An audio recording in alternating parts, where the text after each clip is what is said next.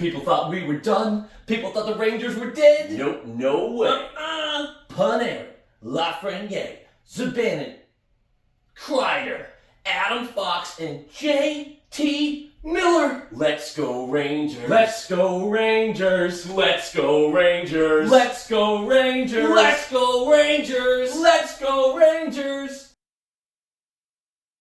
Low quality fans of a high quality Bruins team. That is a dub. A necessary dub. Oh, what a necessary dub. You needed it. I apologize for the lateness of this video. As many of you know, and I think I mentioned in the last video, I had a little work shindig that I had to go to last night for a reason. I believe I'm here to accept an award of some kind.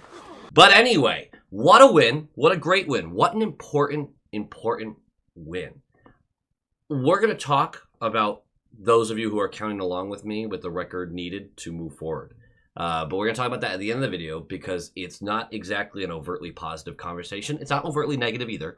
But this is a great win. So let's start with fun stuff and then we'll get there. How about that, right? We'll get there. Like, comment, subscribe. Nailed it. We'll get there. The New York Rangers. They have a lot going on. We needed this win because they are also a team that is vying for a wild card spot. Again, we'll do the math later. We'll talk about it later. We lost 2-1 in a very frustrating, ridiculous game that it felt like we gave away against them the first time we met. And this was while the Rangers were doing an absolute cliff dive down the standings. It looked like a lot of fun. It was awful. And yet we lost that game. And it was one of those games that we've had this season, one of a few too many, that just made us go like, what are we doing? What are we doing? Why is this team the way that it is? But the Rangers have decided that they're going to kick it up a notch, and they're also going to kick it up another notch. They're 6-2-2 in their last 10 going into this game. They're working their way back into that wild card picture, though they still have a ways to go and multiple teams that they need to jump. And this loss hurts badly. I did not appreciate, now they changed the tune by the end of the game, but I did not appreciate the beginning of the game where the broadcast mentioned how there's so much time left in the season. Like, there's a little bit of standings watching going on, but that's not super necessary because there's a lot of time. Bullshit. In a league that has 3-point games and things of that nature, and you have 6 or 7 teams all vying for the same wild card spots, I mean, the math needs to be accounted for. Again, we're going to get there. But I just thought it was really weird that the broadcast minimized initially how important the game was, and then it became, by the end of the game, like, this was huge. Like, yes, this is a huge game. Between two teams that both might not even make it, this is huge. But, like, these games against the 4-point swings against the teams that are also chasing that spot are massive. They're massive.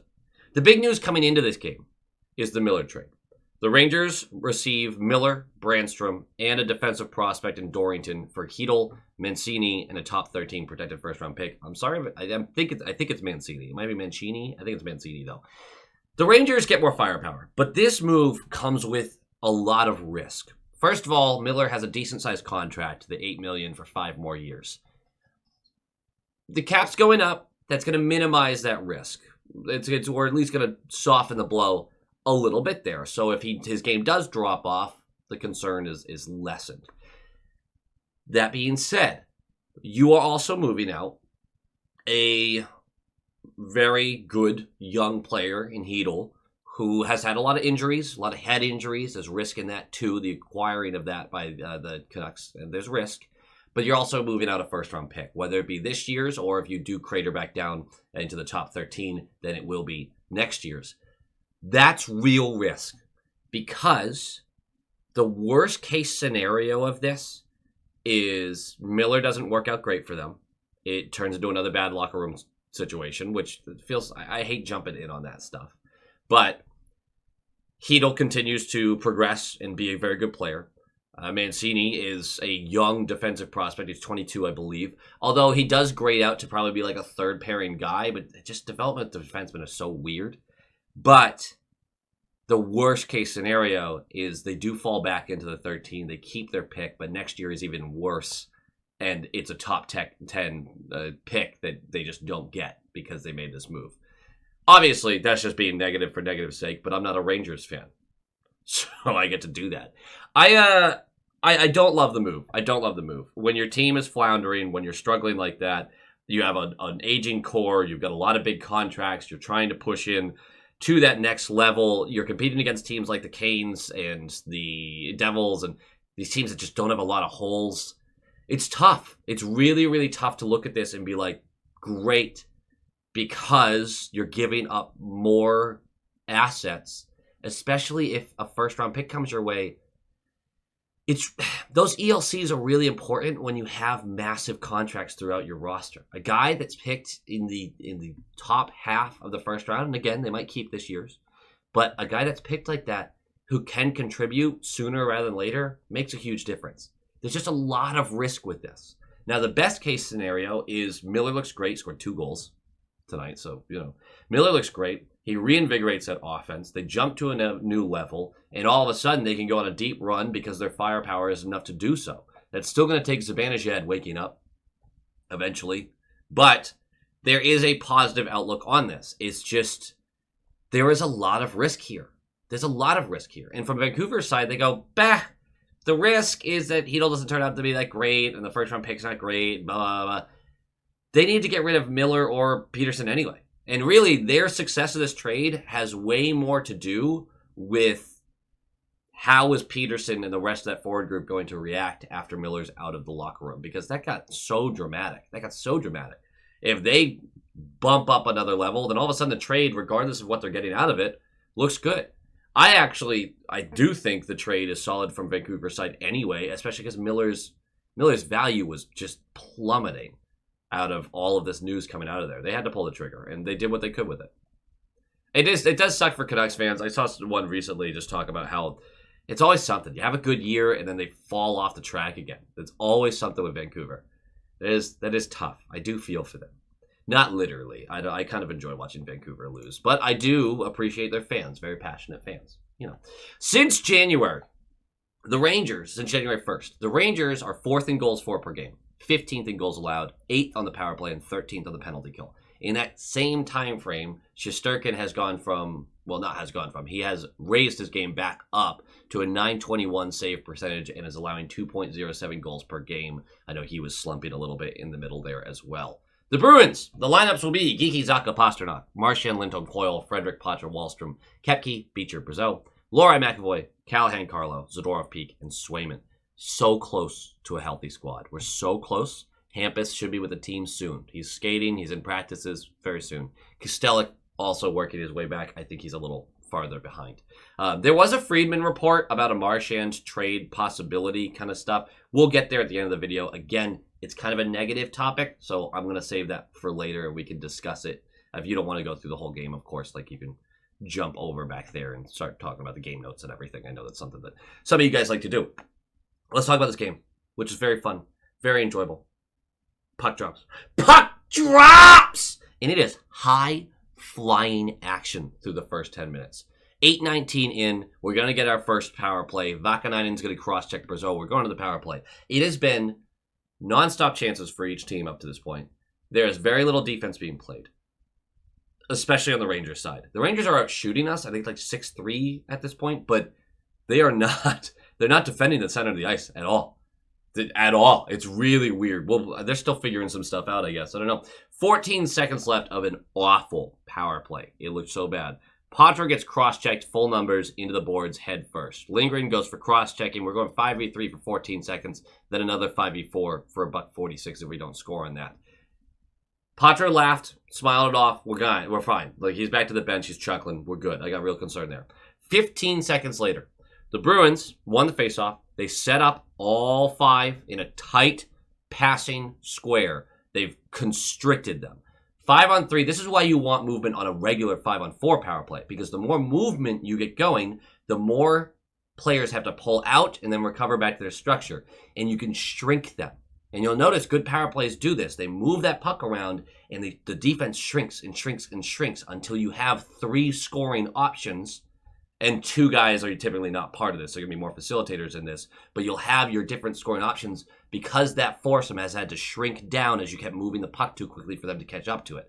5-on-3 allows you to do that extremely easily, and you can just set up tight in it. You'll see if you go back and watch. It's just all about that slot area, close them in, and get a good shot attempt. And that's exactly what we get. We go from the right point, we go down to the bumper side directly next to Shesterkin, and he's going to go diagonal up to McAvoy. There's a lot of space for McAvoy here because Pasternak's on the right side of that high slot, and they're cheating that direction, which of course you would because Pasternak is one of the most prolific scorers in the league, and he's on another friggin' level right now, man. It is ridiculous what this guy is putting up with the offensive chops this team has. Either way, that pass, which I believe comes from Zacha. Yeah, Zacha down low, back diagonal to the top left of the slot. McAvoy's just going to lean into one. Hammers this top blocker. It's 1-0, power play goal. This is one of those goals that's, I mean, Shesterkin doesn't have a lot of chance here, but you're overpowering him. We've talked about certain elite goalies where it's just so hard to overpower a goalie. You got to beat them to a spot. He beats him to that blocker side. He knows that's coming. It's just one hell of a shot. Anyway, 1-0. I'm not even mad at the Bruins for this, or Carlo, for that matter. I don't like the play by Carlo, but they just can't buy good vibes. 44 seconds after we scored, the puck is dumped into our zone on the far wall, and Carlo is there, and he settles it, and he tries to chip it past a pursuing Panarin. The wrap around the boards is right there. You had a guy in the slot too, but whoever the partner was for defense, I forget which one was out there on the ice with him, they moved back towards the net thinking the wraparound was going to go behind. Nope. Carlo tries to chip it past Panarin up the wall, and Panarin's going to get a piece of the stick, and it's going to bounce perfectly. Just a great bounce for the Rangers. Right into the slot. Where Miller is just standing there and he's like, neat. Hammers this glove side, and it's 1-1, 44 seconds after we scored. I am amazed. This is going to sound really dumb. I'm amazed we won this game. That was so dejecting and just heart-wrenching because you're just so sick of them scoring directly after we do. When we have to fight and claw for goals typically, just brutal. And if we feel that way, the players have to feel that way. It's impossible to ignore. And that bounce, brutal. 5:27 left. Geeky is going to go for hooking. We're going to the penalty kill. We kill it. It's a huge kill. And then with 2:51 left, Patra is chasing a dump in down the left wall and behind Shesterkin's net. Adam Fox comes in to lay the body, and Patra spins off of him to create a chance on his forehand where he can look directly up at the slot, where for some reason, no one thought it was a good idea to be in front of Pasternak. Great pass, tape to tape, right in his wheelhouse, slams this low glove. It's 2-1. Huge goal. Huge goal. Second period starts. 3:39 in. Marchand with a strong carry down the left wall and behind Shesterkin's net. We're really figuring out a weakness here for the Rangers. He pushes this to Peak at the right point because he's got time and space as he's going. Peak is deciding on a universal truth here. Pucks to the net are a good idea. It's a universal truth. Coyle, once again, finding space at the net front. Rangers not covering it, is just in that high danger area. Peak sends it in. Coyle tips it, beats Shesterkin, low glove, and it's 3-1, just like that. There's no one taking care of the front of the net. And look, the Bruins weren't doing an amazing job at that either. We'll get there, but the Rangers just didn't care. You go low to high, there's no one in the slot. Now, if you just came into the zone and you don't get that puck low, yeah, they're scrunched in, they're doing their thing. But as soon as you got behind that net, things just opened up. This is think October Bruins and how Zadorov or McAvoy or Lohrei or Peak or whoever would always just split off and kind of chase and just leave the net front wide open. That's what the Rangers were doing. And those are being like, oh, Miller's a liability defensively. Like, this wasn't the defensemen were awful for the Rangers in this game. 5:06 in, Callahan takes a puck to the face and immediately starts leaking. He's down the tunnel. I was like, oh, we'll see him back in a little while. No, this was bad. He did not return to the game. He's lost a few teeth like that. He needed to go get fixed. So poor guy. Hope he's feeling better. He's been serviceable. I wouldn't say he's been great, but he's been doing his job, and I mean, good on him because he's been fighting for this NHL chance. It sucks to see him go down like this. Shots are 7-1 through the first 10 minutes of this period. Just nice to see us do that to another team rather than it happen to us. Also, the broadcast mentioned the Rangers have not had a multi-goal comeback this year, the only NHL team without one, which if you had watched every second of the Bruins this year, such as I have, you would have responded to that with like, oh, nope, that's not great. That's actually really bad to hear. I don't like that at all, because you were certain that we were going to be the team. Again, I sound like I'm negative, but we've given up so many of those this year. Whatever, it's fine. 3:15 left. Geeky is tripped by Bergen. We'll go to the power play. And a broken play leads to another broken play, to a broken play, to a shot on goal. Pasta misses Zacha backdoor, leading to a scramble from McAvoy to keep the puck in. And it's a big collision, but McAvoy is able to push the puck to Marchand at the left point, who came back to recover for McAvoy's positioning. He sees that the Rangers didn't recover. That defenseman who chased up to try to clear the puck and tackled McAvoy, not tackled, collided. That was a clean play. Well, the two forwards just sat up high. So all of a sudden, they've got one defenseman back in front of the net and three players up towards the points in the blue line. So Marchand just goes, oh, great. I'll just dish this down to Lindholm, who's standing right at the net front. Lindholm collects. Lindholm sees he's got one defenseman there, so he's just going to try to whip this across the front of the crease to Zacha backdoor. He's not going to initially be able to get it, but there's going to be a sea of legs as everyone collides in. The puck's going to keep getting skittered around, and then Zacha's going to eventually find it to be able to pound it past Shesterkin, who never even gets to see it. And it's 4-1 power play goal. This kind of play is just more indicative of what the Rangers are struggling with right now. There's not enough structure, not enough process. That was a really, really avoidable... Now, of course, we're still on the power play. Maybe we end up scoring anyway, but that was an avoidable mistake. One forward just kind of like eases his way back down. That play becomes much harder to make.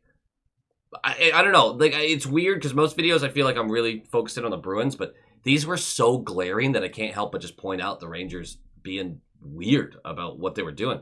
About 2 minutes left. Marchand is on a breakaway, sort of, and gets slashed in the hands, but no call. And he's barking at the ref. He's all upset. 40 seconds later, Marchand lays a blatant interference on Lindgren, who is the one who slashed him, and a joyful ref goes, idiot. This was a good call. This was blatant, and it was stupid. We got 1 minute and 20 left of the second period. We have a 3-goal lead. Let's not act like the Bruins have been some juggernaut at holding leads. Now, we actually have a really good record going into the third period with a multi-goal lead. Like, you would hope so. But this just opens the door a little bit for the Rangers. And it's a blatant interference. Like, there's no reason to make this play at all. You're the captain, man. I know that you're the little rat, but, we really need these points. Do not risk these things at this junction of the game. We're going into the third period. We got to kill about about 40 seconds of this penalty. And Marchand's in the box. 35 seconds in. The Rangers have gotten set up, and the puck is skated to the left wall by Panarin, where Carlo goes to attack, which is fine. That's the right play. But Zacha also comes in to try to force a turnover, which creates a very easy play to Kreider, who's just sitting on that left circle 6 feet from Panarin. But Panarin's got 2 defensemen coming at him. He just bumps it over. Kreider now has 3 players to work with and only 2 on that side of the ice. So, 2 defensemen on that side of the ice. So, the 4v2 isn't really a great situation for us. He's going to skate deeper into that left circle, chuck it up to Zibanejad at the top right. Zibanejad bucks to the net, hammers this down in, and he's going to hammer it far side, just on the blocker side low, where Miller gets to stand there and do the free backdoor tap in because Carlo hasn't had time to recover and come back to the net front, something that Zacha could have helped with or prevented Kreider from making the initial pass or anything along those lines. It was just a very easy play to see happening, and it was a very simple, dumb mistake. And it's 4-2, and the door was opened. The door is open because your captain decided it was more important to get a revenge hit at center ice away from the puck than to win the hockey game. Obviously, you're up 3 goals, so I'm being a little bit of a brat here, but I don't get it. I did not like that play. A fantastic response, though. A fantastic response. 1:21 in, so less than a minute later. And as it looks like the Rangers will be able to exit their zone cleanly, Pasta comes through and lays a very nice shoulder check on Smith. I don't think Smith really saw this coming, knocks him off the puck. Patra is there to collect the puck. Pasta swings back around to the high slot. Patra, perfect pass right into his wheelhouse. And Pasternak again, this just overpowers Shesterkin. He just beats him blocker side from distance. He hammers this thing, 94 miles per hour. Brutal shot. Boom, 5-2. That felt like a dagger, even so early in the third period. 4:17 in, too many men on Boston. We're going to penalty kill. Haven't had one of those in a while. And we had like 8 players on the ice too. It was really funny because some of the players were arguing with the ref, and you saw the replay, and you were just like, guys, you were all standing next to each other. Like, none of you can count? 10:40 left. We kill it. 10:40 left. A great setup by Pasta and Zacha gives Zeke a wide open net, and he just didn't get good wood on it, and it skitters across the side of the net and away. In the moment, I'm like, ha-ha, Geeky, you silly boy. And then a minute and a half later, Peak snuffs out a 1v1 with Panarin, impressively, does a good job here, but the Rangers are able to recover this and set up in the zone, lingered on the left wall. I don't think his intention was finding Brzezinski, but he just chucks this toward the net. And Brzezinski, skating right through the slot, untouched in front of Zadorov and Peak, gets the tip. Very similar to the Coyle goal where he just way too much space, no one's stick checking him. The tip beats Swayman high glove, it's 5-3, and all of a sudden you go, oh, a 2-goal lead, and Geeky just missed a wide open net. Don't feel great about that, but everything's fine. Pasternak's going to get the empty netter. It's a 6-3 win in a hugely, hugely important game. What a massive win for this team right now. Some game notes. This is going to be a long video. Pastrnak recorded his 8th career 10-game point streak and surpassed Bobby Orr for the second most in Bruins history. The only player with more for the franchise is Phil Esposito with 10. Pasternak's on a different level right now, and the fact that he's doing this with as little help as he has, no offense to Zacha, no offense to Geeky, or Patra, or Marchand, or Lindholm, anybody else. This is not a good offense. It's not a high-paid offense. Like, Pasternak's a high-paid player, but you look at how we put our money out there. Our money is focused on the defense and goaltending. There's way less money to our offense than the majority of teams in the league. It's not a good offense, and Pastrnak is still doing this. We are witnessing a very great hockey player, and we should recognize that.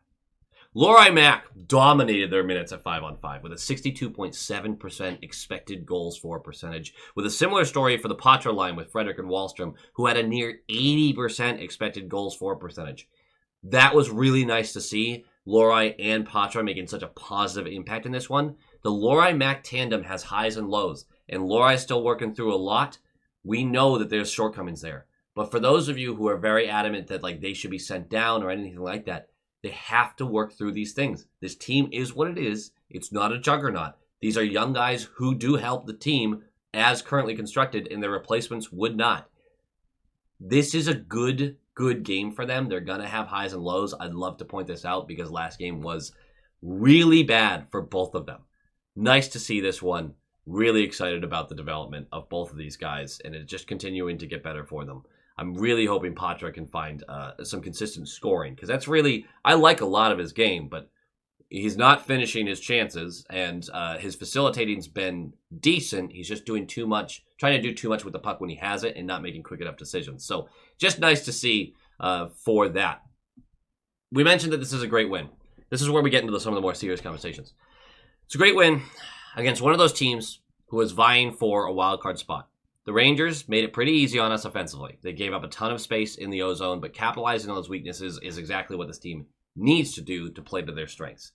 17-8-3 is the new record that gets us to 95 points, some version of that. 95 points might not be a guaranteed spot. There's a lot of teams in this mix working towards it. That being said, the math is really not great for us, but the math still exists that we can do this, right? And I know there's the opinions about whether or not you want them to make playoffs. That's not part of this conversation right now. The math is tough. It's not a positive conversation. It's not a high percentage chance that we make the playoffs. But winning these games with the 4-point swings against other teams going for these spots is hugely, hugely important. The more teams we can get to kind of pull out of the race, if we go on a little win streak here before the Four Nations, yes, that does basically guarantee that the Bruins are going to go for the playoffs. They're not going to sell off a bunch or anything like that. But if that happens, there needs to be a message that's being sent with that to some of the other teams trying to push for it that, like, it's not worth it this year. And we'll see some of them fade down the stretch. Idealistic thinking, really, is what it is. But There's a roadmap. These wins are huge for that. 17-8-3 seems unlikely for this team, given what we've seen over the past 4 months. But it's not impossible. It's not impossible. I don't know. After every win, I feel pretty good. I feel like we can do it. The Marchand trade that I mentioned. Friedman mentioned on his podcast that months ago, he thought, no chance to trade Marchand. Can't happen. And like 6 weeks ago, we talked about it, and we're like, yeah, that's a real possibility. So we were ahead of Friedman.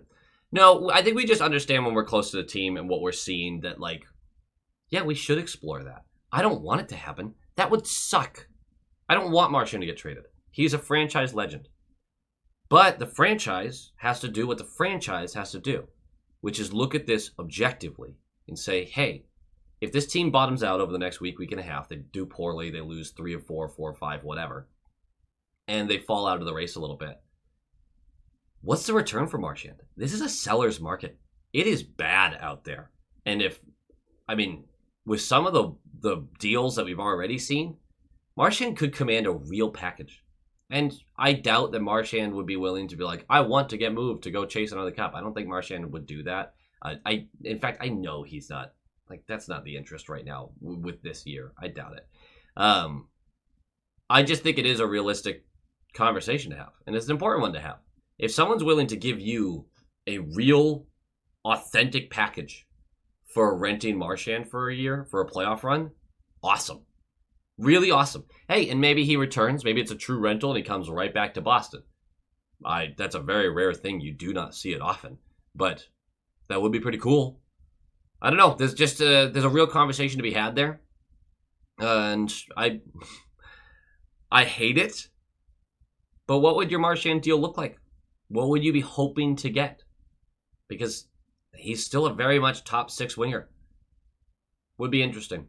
But a lot of that is going to get determined by the next week and a half. I hope it doesn't happen. I don't want to see that. But if this team is clearly going to miss the playoffs, you got to get assets. You got to take advantage of that situation. And that's one way to do it. Also, if that were to happen, I would go without a captain for a year or two. I know that doesn't really sit with the Bruins well, but take some time. Figure out the new core. Let go of the old guard, kind of. I've seen that comment as well of like, we're too focused on still having Marchand and the ghost of Bergeron and Chara and all this. I get that. And wanting it to be Pasta and Swayman and Patra and some of these other young guys, like those being the core pieces, and those truly being your like new wave, and not having somebody else that you're looking at as like kind of the ghost of the past.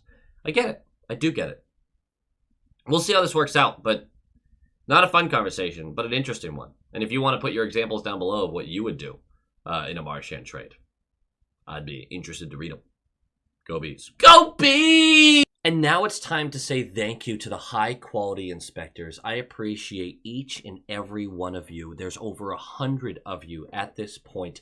And I love doing these thank yous at the end, but I think we're reaching such a volume that I have to rethink this strategy because you're all so incredible and so supportive.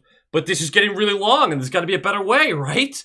But let's start the thank yous, of course, with the top line tier. Dampen, Chris and Erica, Negev79, Trial Exotic, Jeff McGugan, Quackin' Platypus, Andrew Peterson, Sean Kreider, JM, Zenon Noel DeGuy, Donald Shelton, Kevin Timperley, Anakin Palpatine, The Rat 63, Lola Cattingsworth, EKM Productions, Moonlighter TV, Big Bad Bruin, The Bugman, Adam Ella, Jeff with a G, Tommy Braga, Roland 22, GD Viperworks, Len Cruz, Brock Nope, Han Slomo, Coach D, The Atomic Lizard, Bradley Johnson, Brett Arney, Pincent, and Nick Zatrullo. Thank you so much, each and every one of you. You're absolute legends of this channel, and you're very appreciated. And now, of course, to our all-star tier members. Lorenzo Wood, Jake Brower, Penny Pasta, Levi Catalani, Boston Stringler, Bagel, JG's 12, Mark S., Jacob Pratt, Nightmare Eco, John Kirk, Ann Hustis, Joel, Heil E. Coyote, Darren Woodbury, Abraxion, Michael DePaulo, Wolf Warrior, Vinny, Adrian Winter, Tupton D. Tashi, Bruin Smash, Dick Kingery, The Only Newts, A Tasty Snack, Doots42, and Jeremy. Absolute stallions, every single one. Thank you for supporting the channel. Thank you for being a part of the channel. I cannot express my gratitude. Go Bees.